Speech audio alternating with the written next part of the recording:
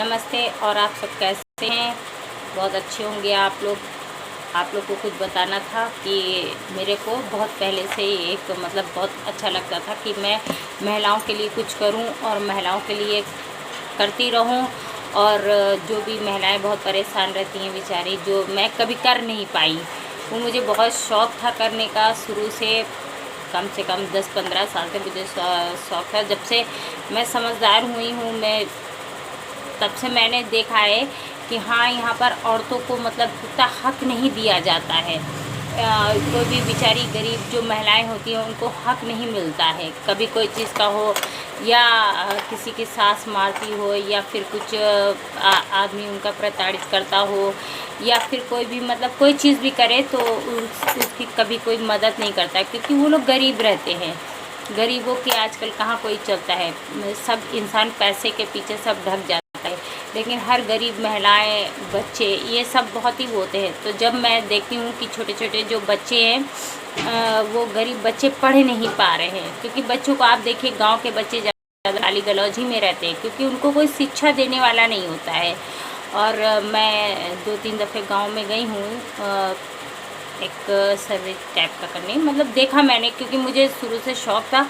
तो इसलिए जब मैं जाती थी तो देखते थे छोटे छोटे बच्चे जो है अपने अपने मोहल्ले में बहुत गंदी गंदी गाली देते हैं। तो मैंने सोचा कि अगर उनको कोई चीज़ शिक्षा का अगर मिल जाए तो इससे बढ़िया क्या बात रहेगी। तो मैंने सोच ही सकते हैं, क्योंकि भाई मेरे पास इतना पैसा तो है नहीं कि मैं किसी गरीब बच्चों का कर पाऊँ या किसी महिलाओं का कर पाऊँ, लेकिन जो हमसे होते बनता है वो शुरू से हम करते आ रहे हैं।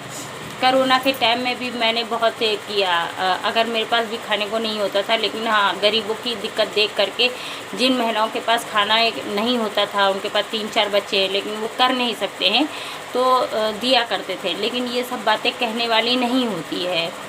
आपने देखा ही होगा, जो भी इंसान थोड़ा सा भी राशन देता है तो वो फ़ोटो पहले खिंचवाता है, लेकिन किसी के गरीबी का मजाक नहीं उड़ाना चाहिए। जो कि बहुत जो होते हैं सोशल मीडिया पे डालते हैं, वो चीज़ अच्छी चीज़ भी है और ख़राब भी है, लेकिन किसी गरीब का मजाक नहीं उड़ाना चाहिए। तो मैंने जब उन गरीब बच्चों का देखा तो मैंने सोचा कि इनको एक शिक्षा का ज़रिया होना चाहिए। लेकिन मैं बहुत जगह गई, लेकिन वहाँ मुझे निराशी हासिल हुआ, क्योंकि मैं कुछ कर नहीं सकती, मेरे पास पैसे ही नहीं है।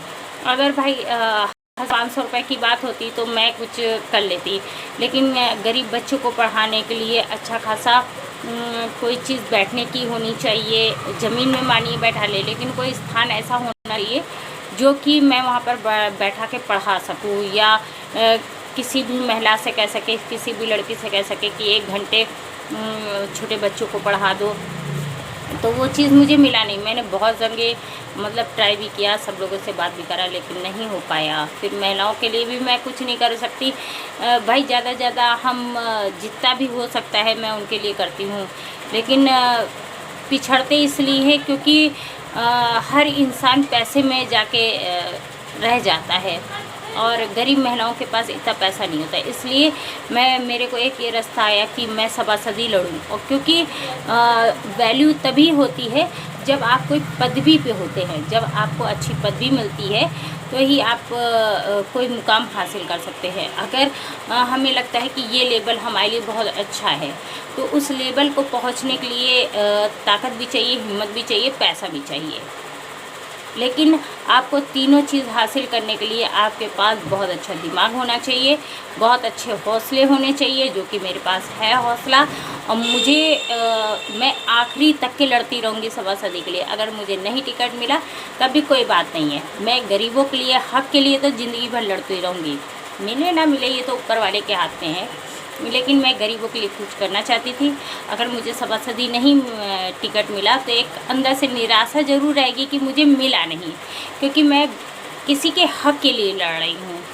जब उसी का सुनता है अधिकारी जिसके पास एक मुकाम होता है, और जो मुकाम पाता है उसी का सब सुनते हैं।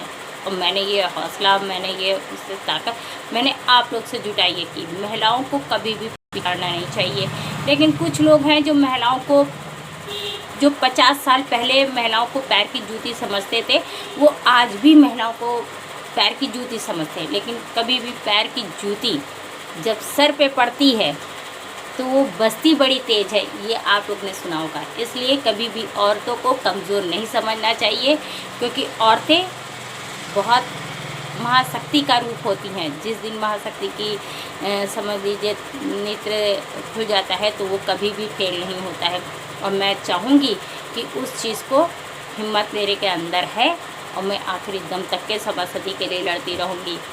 ना मिला कोई बात नहीं, ऊपर वाले के हाथ में है, जो भी ऊपर वाला चाहेगा वही होगा। इसलिए आप लोग से कहते हैं, आप लोग मुझे एक मेरी ताकत बनिए, मेरा ढाल बनिए, और आप लोग के कमेंट्स से मेरे को सभासदी का टिकट मिल सकता है। प्लीज़ आप लोग मुझे सपोर्ट कीजिए।